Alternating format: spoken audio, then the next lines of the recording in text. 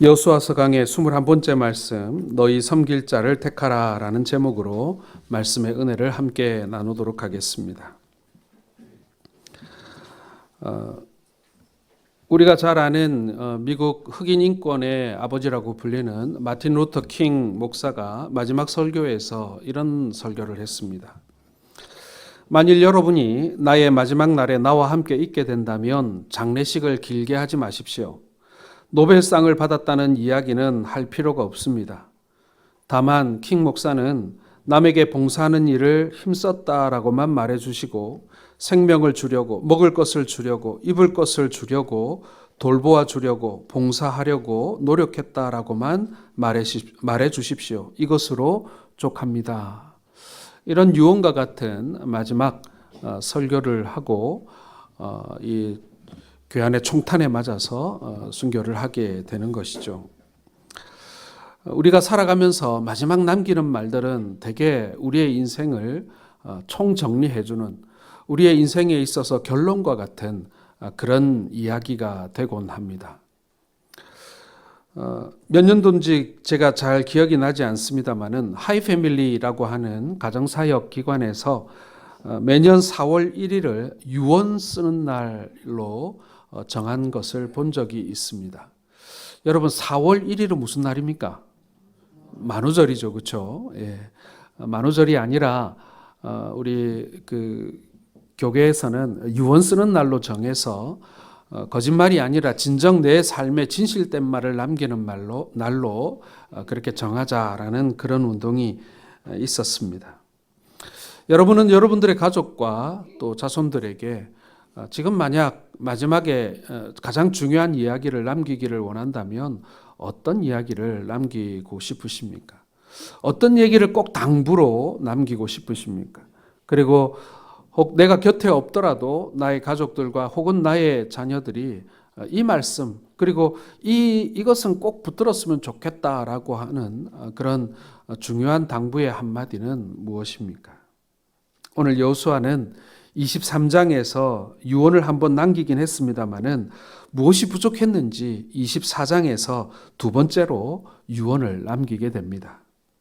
1절을 보면 여호수아가 세겜으로부터 모든 지파의 지도자들인 장로와 두령들과 재판장들과 이 유사들을 불러 모으는 그런 장면이 나옵니다. 여러분, 이 세겜이라는 곳이 갖는 의미가 남다릅니다. 이 세겜이라고 하는 곳은 이스라엘에게 아주 특별한 장소이지요. 아브라함에게 가나안을 주시겠다는 하나님의 언약을 이 아브라함이 받고 첫 단을 쌓았던 곳이 이 세겜입니다. 그리고 야곱이 모든 이방 신상을 이 땅에 묻었던 곳도 여기 세겜이고요. 그리고 애굽을 통치했던 요셉의 뼈를 이스라엘 백성들이 가나안에 들어와서 묻었던 것도 바로 이 세겜입니다. 여호수아가 이스라엘 백성들 앞에서 축복의 말씀과 저주의 말씀을 낭독했던 곳도 이 세겜이고요. 그래서 여러분, 이 세겜이라고 하는 땅은 이스라엘 백성들에게 있어서는 신앙적 성지다라고 부를 수 있는 아주 중요한 그런 곳이었습니다.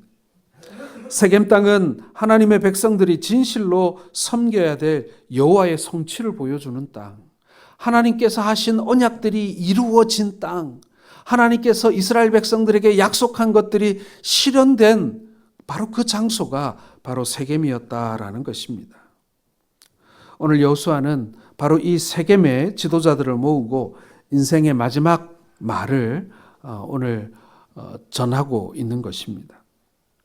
자, 오늘 여호수아가 백성들의 지도자들에게 유언한 것 중 첫 번째 내용은 하나님을 섬기기 위해서 세상의 신을 버려야 한다라는 것이었습니다. 자, 오늘 14절 말씀 다시 한번 읽어보겠습니다. 시작. 그러므로 이제는 여호와를 경외하며 성실과 진정으로 그를 섬길 것이라.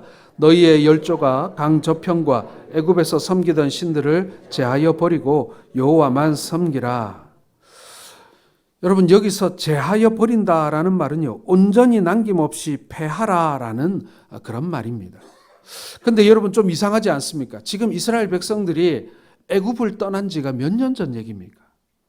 그들은 애굽을 떠나서 기나긴 광야의 삶을 살았고 이제 가나안에 들어와서도요, 짧지 않은 시간 동안 가나안 정복 전쟁을 했습니다. 이게 정확하게 몇 년이나 된지는 모르지만 대략 계산을 해봐도 적어도 50년이 넘은 세월이라는 거예요.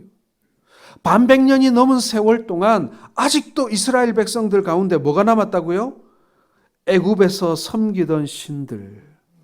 아직 이들이 이걸 깨끗하게 제하여 버리지 않았다는 거예요. 여러분, 한 집안에서요, 우상을 50년 이상 섬겼다.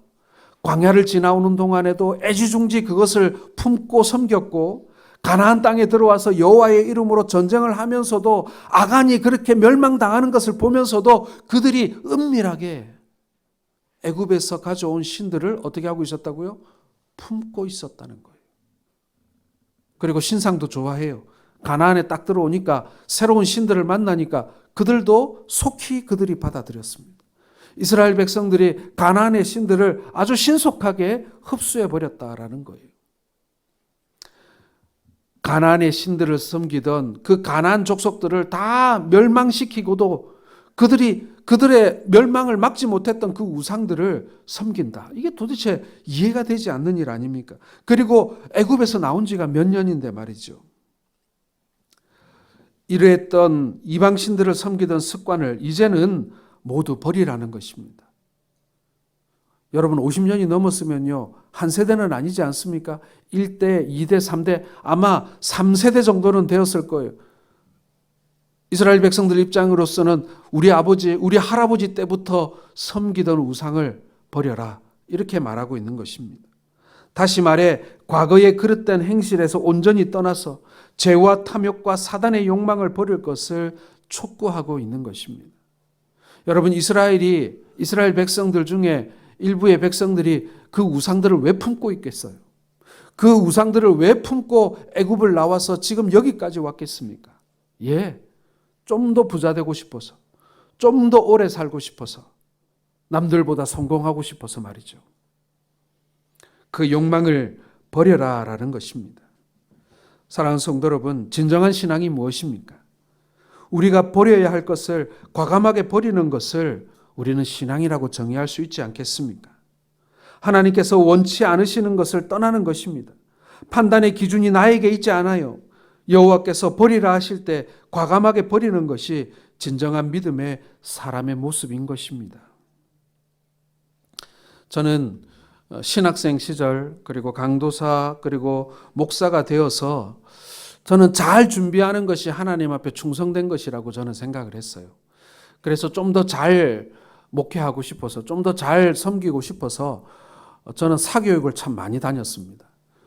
학교만 열심히 다닌 게 아니라, 학교 수업만 들은 게 아니라, 어디 세미나, 어느 교회, 정말 부지런히 쫓아다니면서 세미나도 듣고 프로그램도 배우고, 그리고 그걸 또 교회 가지고 와서 또 교회에서 해보고 열심히 그렇게 했더랬습니다.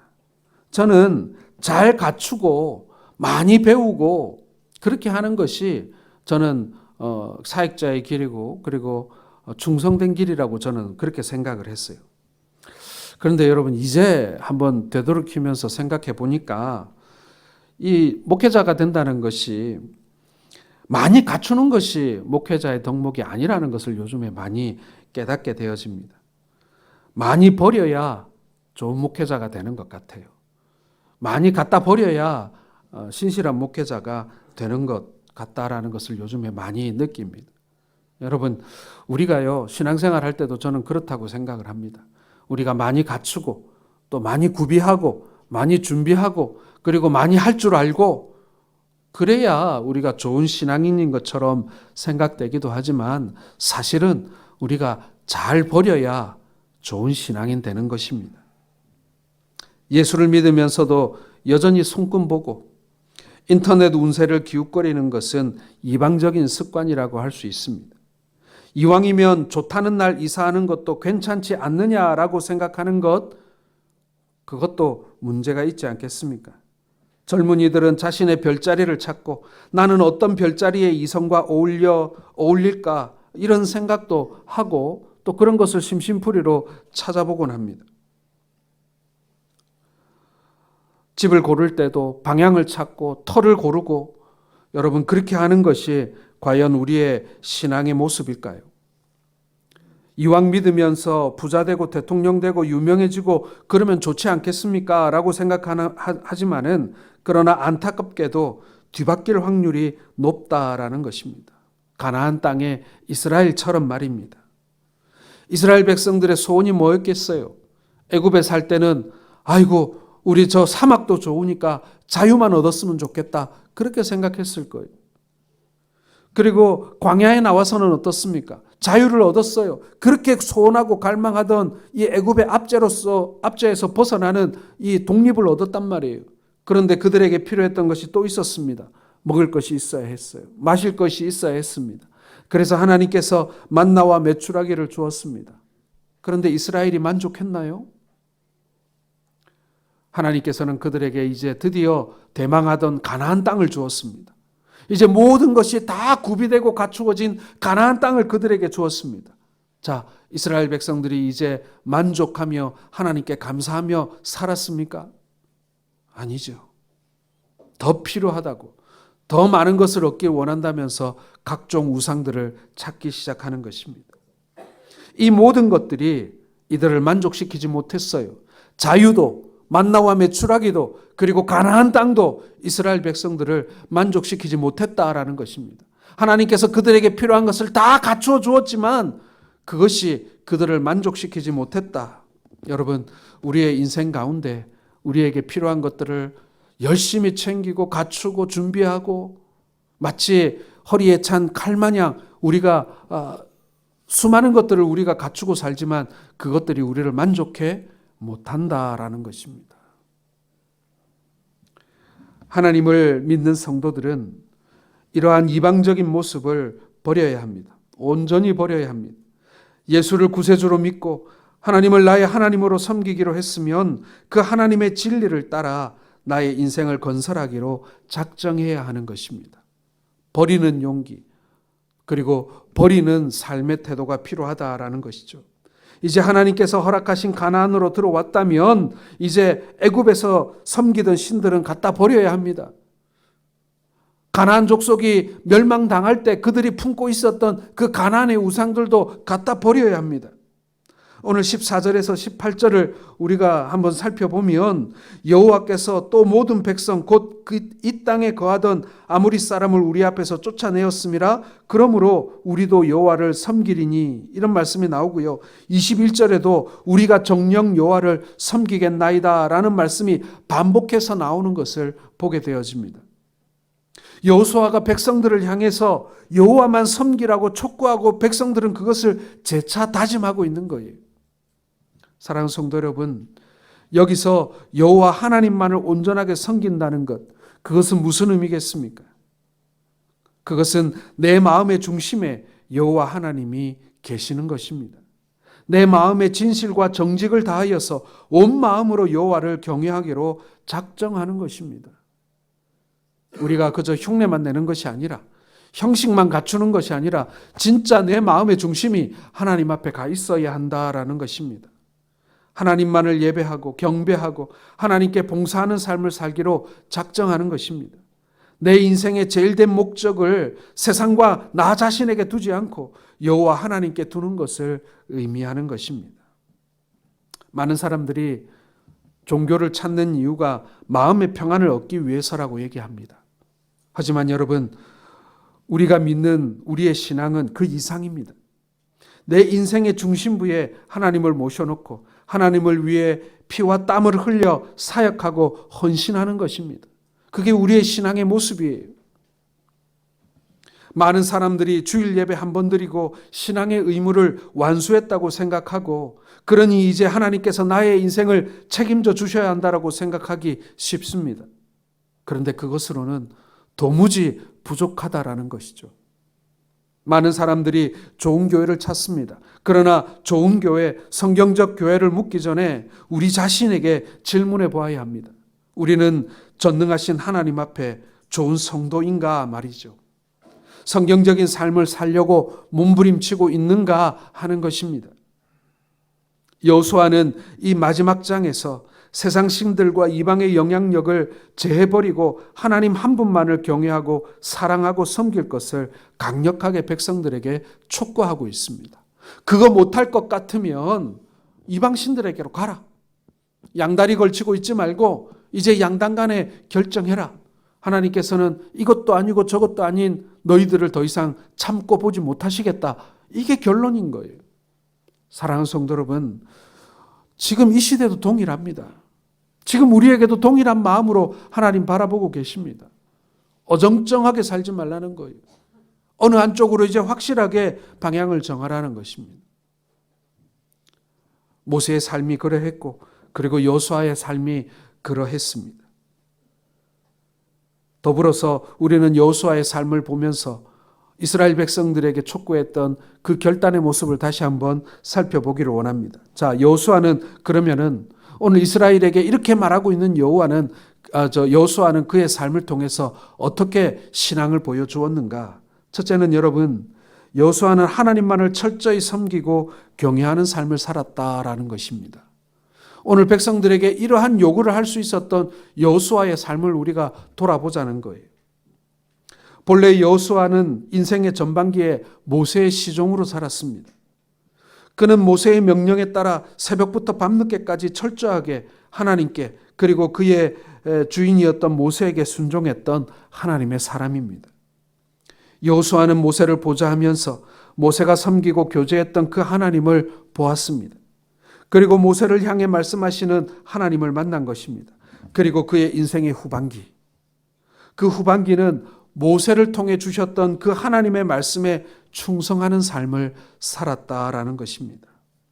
자, 여호수아서 11장 15절을 한번 같이 읽어보겠습니다. 시작.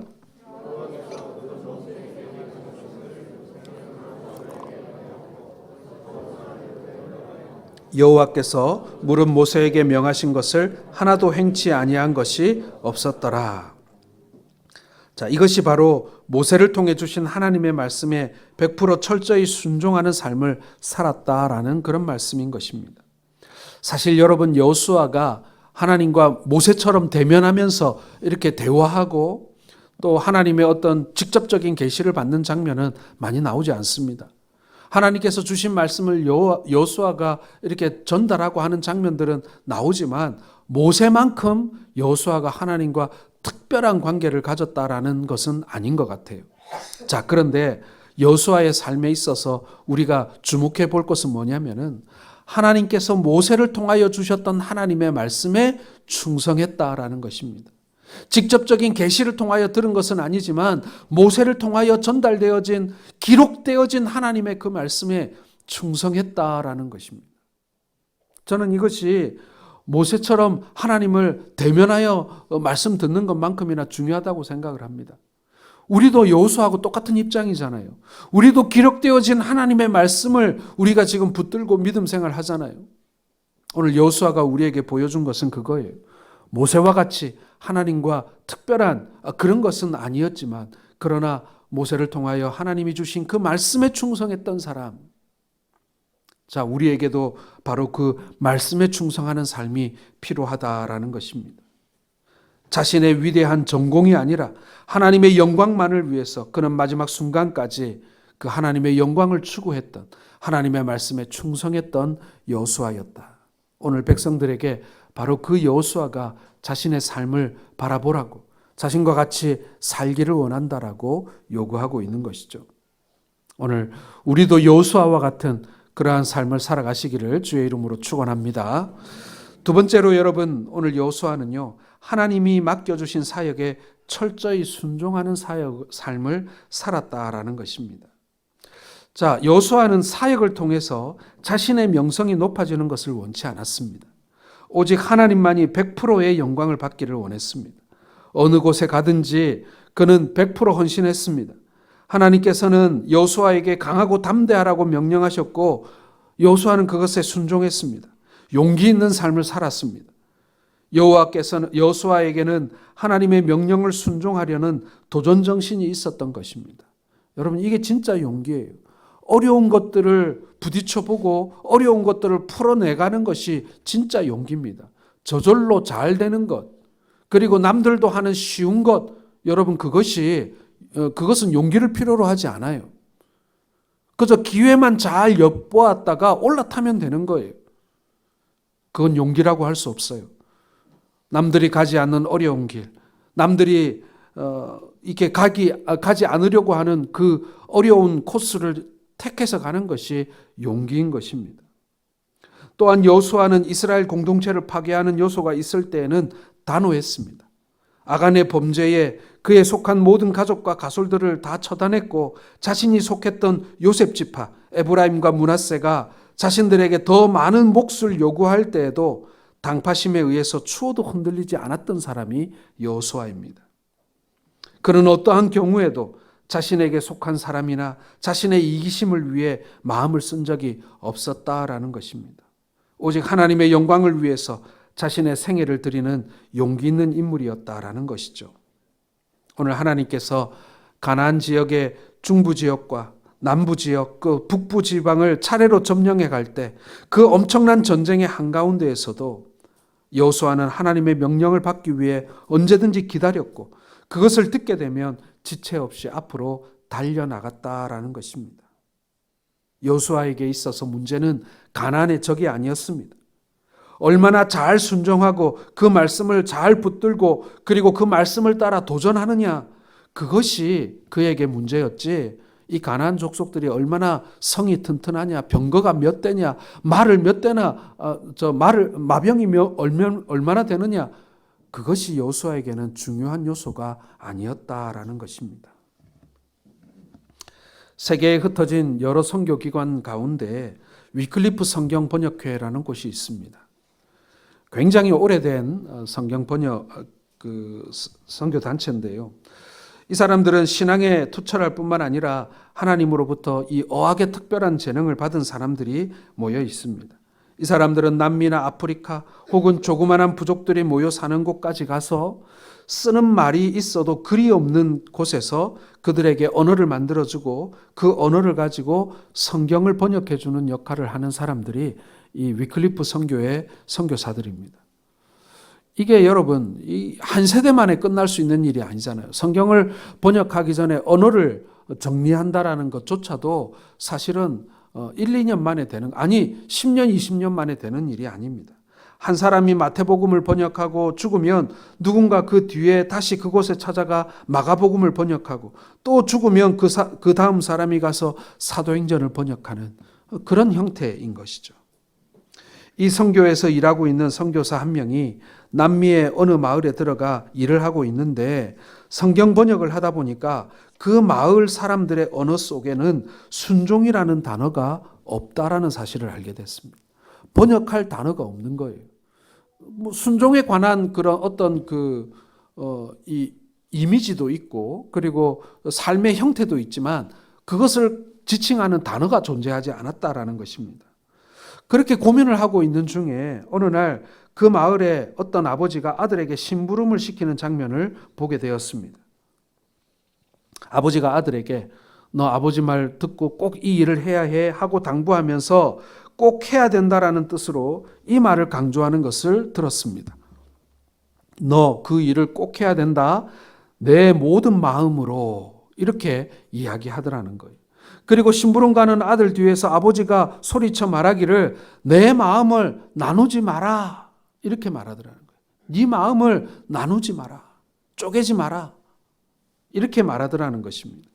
이것을 본 이 위클리프 선교사가 순종이라는 단어를 마음을 나누지 않고 모든 마음을 따라가는 것, 이렇게 길게 이 순종이라는 단어를 번역했다라는 에피소드가 있습니다. 사랑하는 성도 여러분, 여러분들의 마음을 세상과 더불어 나누지 마시기 바랍니다. 오늘 하나님께서 우리에게 바라시는 것이 그거예요. 세상과 우리의 마음을 나눌 수 없습니다. 사람의 마음이 나누어져서는 안 돼요. 하나님께서 원하시는 것은 온전한 마음입니다. 하나님께 온전한 마음을 드리는 것을 여러분 결단하시는 우리 성도들 되시기를 주의 이름으로 축원합니다. 마지막 세 번째로 여러분, 오늘 여호수아의 생애를 평가하자면 이 여호수아는요 더불어 일할 줄 아는 지도자였다라는 것입니다. 이 여호수아는 혼자 독불 장군처럼 일하지 않았습니다. 우리가 주의 말씀에 순종하고 또 하나님의 뜻을 이루고 하나님께 100% 영광 돌리는 삶을 살기 위해서는요, 더불어 일할 줄 알아야 합니다. 혼자 일하는 사람은요, 결국에는 영광도 혼자 독차지하게 돼 있습니다. 여러 사람과 함께 일할 줄 아는 사람은요, 그 영광을 하나님께 돌릴 줄도 알고 또 다른 사람과 나눌 줄도 아는 사람이에요. 그러나 혼자만 일하는 사람은요, 일 잘하는 사람이 아니라 결국에는 혼자 모든 것을 독차지할 수밖에 없는, 그건 어떻게 보면 당연한 것 아니겠습니까? 여호수아는 친구였고 동료였던 갈렙과 평생을 동역자로 함께 일했습니다. 그의 휘하에 수많은 장수들과 장로들과 그리고 지도자들을 섬기면서 그 누구보다도 솔선수범하는 인물이었습니다. 교회에서도 직장에서도 가정에서도 여러분, 우리는 더불어 일하는 법을 배워야 합니다. 이거 굉장히 중요한 일입니다. 함께 일하는 것은요, 지도자의 필수 덕목입니다. 여호수아는 누구보다도 열심히 휘하의 부하들을 독려했고 누구보다도 전투에서 선봉에 섰던 인물입니다. 그는 참으로 영적이고 도덕적이며 강인함을 가진 인물이었습니다. 그는 자신의 권위를 확보하기 위해 사람을 이용하지 않았습니다. 오직 병사들을 바로 세우고 하나님의 영광을 나타내기 위해서, 하나님의 사람들을 돕기 위해서 자신의 권위를 사용했을 뿐인 것입니다. 사랑하는 성도 여러분, 우리가 교회에서 사역할 때 여러 사람과 함께 일할 줄 아는 것, 이것이 중요한 지도자의 덕목입니다. 우리도 교회 안에서 직분자를 세우지 않습니까? 목사를 비롯해서 장로님, 권사님, 집사님 세웁니다. 그리고 우리 교회는 이제 팀장을 함께 세워서 이제 팀 사역을 하고 있습니다. 이러한 리더들에게 있어서 필수적인 항목이 뭐냐? 제일 중요한 능력이 뭐냐? 내가 혼자 다 하는 것이 아니라 다른 사람을 일하게 도와주는 것입니다. 다른 사람들이 열심히 일하도록, 신나게 일하도록, 재미있게 일하도록 도와주는 것이 바로 지도자의 역할이라는 것입니다. 오늘 여호수아는요, 이스라엘 백성들이 그렇게 일하도록 자신의 권위를 사용했고 자신의 능력을 사용했고, 그리고 자신은 조용히 그 뒤에서 그 역할을 다했던 그런 사람인 것입니다. 여호수아는 이제 자신의 생애를 마감하고 있습니다. 오늘 29절을 보게 되면 여호와의 종 눈의 아들 여호수아는 이 유언을 남기고 이 일 후에 110세의 나이로 생애를 마감했다라고 기록하고 있습니다. 그러나 여호수아의 생애는 여기서 끝나지 않죠. 그의 유지를 받들기로 맹세했던, 그의 유언의 설교를 듣고 하나님 앞에 맹세했던 그 수많은 장군들과 장로들과 지도자들이 오늘 하나님 앞에서 하나님을 섬기고 하나님을 사랑하는 삶을 살아갔다라는 것입니다. 여호수아를 알고 여호수아와 약속했던 그 지도자들이 살아있는 동안 이스라엘은 그 약속을 저버리지 않았다는 거예요.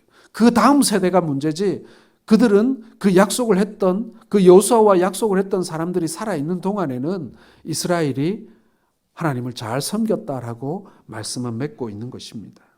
저는 이 여호수아서의 말씀을 마감하면서 여호수아의 생애가 곧 우리 모두의 생애가 되기를 간절히 소원합니다. 이것은 내 평생을 통해서, 그리고 나뿐만 아니라 우리의 가족들과 나와 함께하는 모든 사람들이 여호와 하나님만을 섬기겠다고 다짐하는 것입니다. 자, 오늘 15절 말씀을 우리 다시 한번 읽어보겠습니다. 시작. 만일 여호와를 섬기는 것이 너희에게 좋지 않게 보이거든 너희 열조가 강 저편에서 섬기던 신이든지 혹 너희의 거하는 땅 아모리 사람의 신이든지 너희 섬길 자를 오늘 택하라. 오직 나와 내 집은 여호와를 섬기겠노라. 아멘. 여러분, 이 말씀을 현대적으로 기술하면 어떻겠습니까? 나의 결정은 확고하다. 나는 죽는 그날까지 이 여호와 하나님만을 섬기겠다. 그리고 우리의 가정의 결정도 확고하다. 우리 가정이 존재하는 한 이 여호와만을 섬기는 것 외에 다른 대안은 없다. 그러므로 사랑하는 이스라엘 사람들이여, 당신들도 여호와 하나님을 택하도록 결정하라. 지금 이렇게 여호수아가 말하고 있는 것 아닙니까? 지금 이렇게 결정을 우리에게 촉구하고 있습니다. 그는 평생에 하나님만을 섬겼고 하나님께서 맡겨주신 그 사역을 통해 용기 있게 자기의 생애를 드렸습니다. 그리고 그와 함께 일하는 모든 동력자들을 또한 하나님께 올려드린 위대한 지도자였던 것입니다.